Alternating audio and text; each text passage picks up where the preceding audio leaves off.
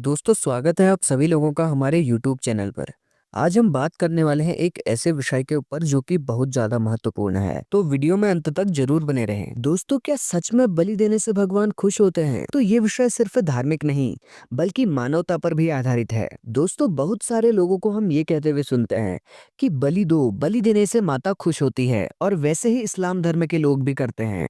कुर्बानी दो, कुर्बानी देने से अल्लाह खुश होता है। तो जिसको हम सबका भला चाहने वाला कहते हैं, क्या वो इन मासूम जानवरों के खून का भूखा होगा? दोस्तों, क्या ये सोचने वाली बात नहीं है? तो जो खुद ही पूर्ण नहीं है, यानी कि जो हमसे ही कुछ मांग रहा है, वो हमें कुछ कैसे दे सकता है? लेकिन लोग इस विषय पर थोड़ा भी नहीं सोचते हैं और बेचारे मासूम जानवरों को अपने स्वार्थ के लिए बेवजह ही दर्द दे देते हैं। दोस्तों, सच बात तो यह है कि कोई भी ऐसी माता या फिर अल्लाह नहीं है जो कि जानवरों का खून मांगता हो। दोस्तों, चाहे हम हिंदू धर्म में देखें या फिर मुस्लिम धर्म में, दोनों ही धर्मों में इस प्रकार की प्रथाएं चलती हैं। तो लेकिन मैं यहाँ पर सनातन की बात नहीं कर रहा हूँ, क्योंकि सनातन कोई लोक धर्म नहीं है बल्कि सत्य है। दोस्तों, क्योंकि आजकल बहुत सारे ऐसे हिंदू लोग हैं जो हफ्ते भर मीट खाते हैं और एक दिन कहते हैं कि आज मेरा मंगलवार का व्रत है, और ना ही उन लोगों के अंदर करुणा और संवेदनशीलता होती है। बस उन लोगों का मकसद एक ही होता है कि समाज में अपने आप को अच्छा दिखाना, ताकि लोग उनसे ये कहें कि कितना बड़ा धार्मिक आदमी है, व्रत रखा है इसने। और दोस्तों, कुछ लोग ऐसे भी हैं जो कि अपने आप को ब्राह्मण कहते हैं, दिन में कर्मकांड करते हैं और शाम को दारू के साथ मीट खाते हैं। बस उनके समाज में सिर्फ एक ही शर्त है, वे गाय का मीट नहीं खाएंगे, और सभी जानवरों को वे मार के खा जाते हैं, क्योंकि गाय से उनका एक स्वार्थ पूरा हो जाता है कि उनको दूध मिल जाता है। दोस्तों, हम समाज में ये भी देख रहे हैं, एक दूसरे धर्म के पूजनीय जानवरों को ज्यादा मारकर खा रहे हैं। दोस्तों, मैंने सोशल मीडिया पर बहुत सारे लोगों को ऐसी हरकतें करते हुए देखा है। एक व्यक्ति सुअर का मांस खा रहा है और वह बहुत खुश होकर कह रहा है कि मैं हिंदू हूँ,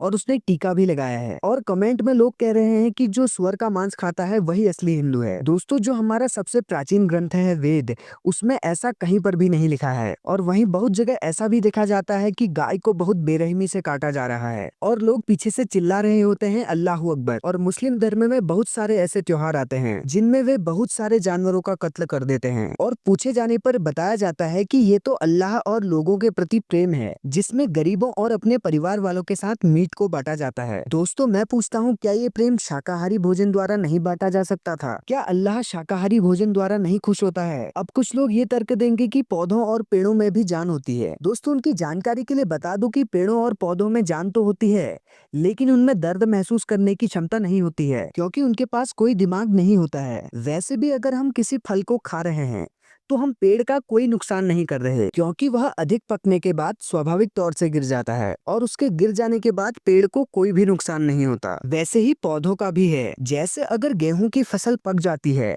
तो उसकी बॉडी भी पीली पड़ने लग जाती है, क्योंकि उनका जीवन काल फसल पकने तक ही होता है। दोस्तों, मैंने सोशल मीडिया पर एक वीडियो देखा जिसमें एक व्यक्ति डॉक्टर जाकिर नाइक से पूछता है कि इस्लाम धर्म में मीट खाने की अनुमति क्यों दी जाती है। जवाब में जाकिर नाइक कहते हैं कि बिना मीट खाए भी एक मुसलमान मुसलमान रह सकता है, लेकिन अल्लाह ने हमारे लिए कुछ जानवरों को खाने के लिए ही बनाया है, भेड़, बकरी, गाय, क्योंकि ये सब चार पैरों में चलते हैं और ये पूर्ण रूप से शाकाहारी भी होते हैं, इसलिए इनको खाना ठीक है। दोस्तों, अब ये कोई तर्क है? और वे ये भी कहते हैं इंसानों के पास दो नुकीले दांत भी होते हैं जिन्हें केनाइन कहते हैं। दोस्तों, उनका कहना ये है कि ये दांत सिर्फ मांसाहारी जीवों में ही पाए जाते हैं, लेकिन क्या ये बात सच है? दो नुकीले दांत तो गोरिल्ला के पास भी होते हैं, लेकिन वह तो शाकाहारी होता है। और वे एक और तर्क देते हैं, जो अमीनो एसिड हमारे शरीर के लिए जरूरी होते हैं वो शाकाहारी भोजन में नहीं पाया जाता है, और मीट में वो सारे अमीनो एसिड पाए जाते हैं। दोस्तों, पहली बात तो 11 अमीनो एसिड हमारा शरीर स्वयं ही बना लेता है, और बचे हुए 9 अमीनो एसिड भी शाकाहारी भोजन से पूरे हो सकते हैं। दोस्तों, आइए इसे डिटेल से जानते हैं। दोस्तों, जो 9 अमीनो एसिड हमारा शरीर नहीं बनाता है उनका नाम है histidine, isoleucine, leucine, lysine, methionine, phenylalanine, threonine, tryptophan और वेलिन। अब इनको पूरा करने के लिए कुछ शाकाहारी भोजन देखते हैं। हिस्टिडीन को पूरा करने के लिए शाकाहारी भोजन है सोयाबीन, मूंग दाल, मूंगफली, काबुली चना आदि। आइसोल्यूसिन के लिए हैं बादाम, सोया, मसूर दाल, राजमा आदि। ल्यूसीन के सबसे अच्छे शाकाहारी स्रोत हैं सोयाबीन, मूंगफली, पनीर,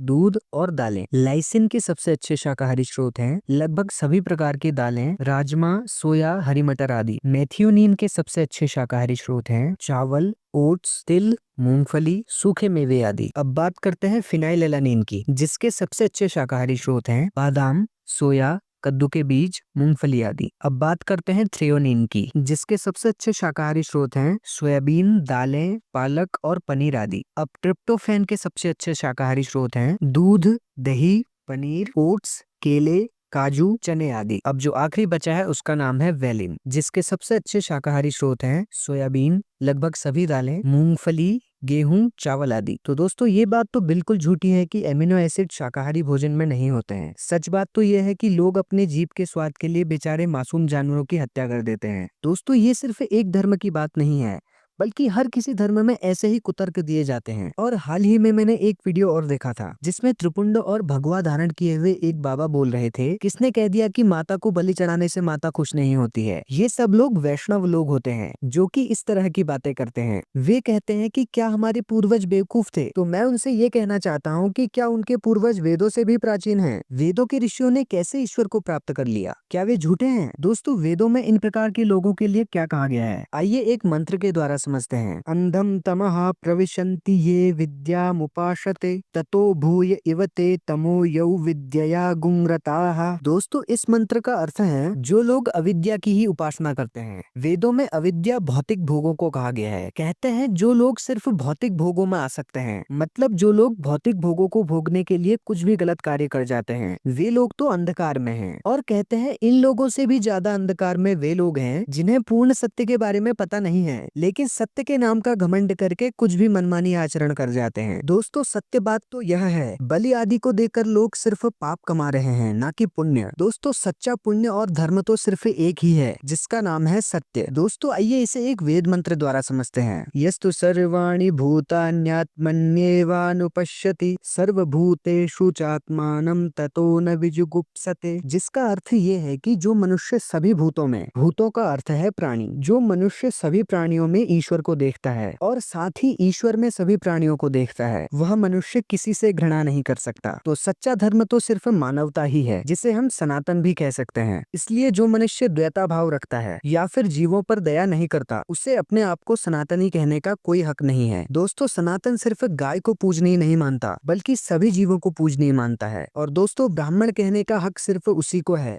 जो कि वेद का ज्ञाता हो, क्योंकि ब्राह्मण खून से शुद्ध नहीं होता, बल्कि बुद्धि से शुद्ध होता है। दोस्तों ये अद्वैत की भावना केवल व्यक्तिगत कल्याण के लिए नहीं है, बल्कि पूरे विश्व के कल्याण के लिए है। पर हमें लेकर ही विश्व है, क्योंकि हम जैसे व्यक्ति मिलकर ही विश्व बना है। इसलिए जब हम शुद्ध होंगे तभी विश्व भी शुद्ध होगा। जब हम प्रेम की भावना रखेंगे तभी प्रेम विश्व में फैलेगा, जिससे पूरे संसार का कल्याण संभव है। तो आपको ये जानकारी कैसी लगी कमेंट बॉक्स में जाकर जरूर बताएं, और इस वीडियो को ज्यादा से ज्यादा शेयर भी जरूर करें। मिलते हैं अगली वीडियो में, धन्यवाद।